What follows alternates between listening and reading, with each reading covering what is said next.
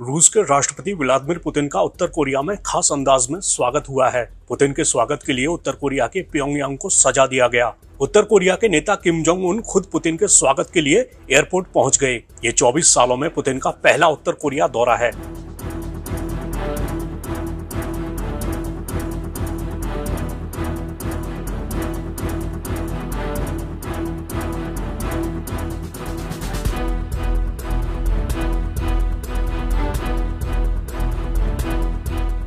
ये दौरा ऐसे वक्त में हो रहा है जब रूस यूक्रेन से युद्ध लड़ रहा है और रूस और उत्तर कोरिया दोनों ही अमेरिकी गुट के खिलाफ अपनी स्थिति मजबूत करने की कोशिश में हैं। पुतिन ने उत्तर कोरिया रवाना होने से पहले यूक्रेन पर रूस की कार्रवाई का समर्थन करने के लिए किम जोंग उन का शुक्रिया अदा किया था।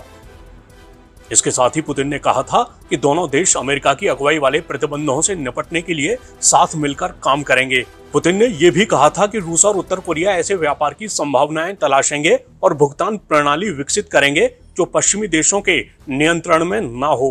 परमाणु हथियारों और मिसाइल परीक्षण को लेकर संयुक्त राष्ट्र सुरक्षा परिषद की ओर से उत्तर कोरिया पर भारी आर्थिक प्रतिबंध लगाए गए हैं, जबकि यूक्रेन पर आक्रामक कार्रवाई को लेकर अमेरिका और उसके पश्चिमी सहयोगियों ने रूस पर प्रतिबंध लगाए हैं।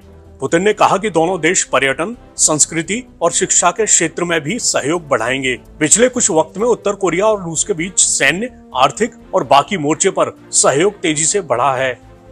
अमेरिका, दक्षिण कोरिया और उनके सहयोगियों का मानना है कि उत्तर कोरिया ने बेहतर सैन्य तकनीक और आर्थिक सहायता के बदले में रूस को तोपें, मिसाइलें और अन्य पारंपरिक हथियार उपलब्ध कराए हैं, जिनका इस्तेमाल वो यूक्रेन के खिलाफ युद्ध में कर रहा है।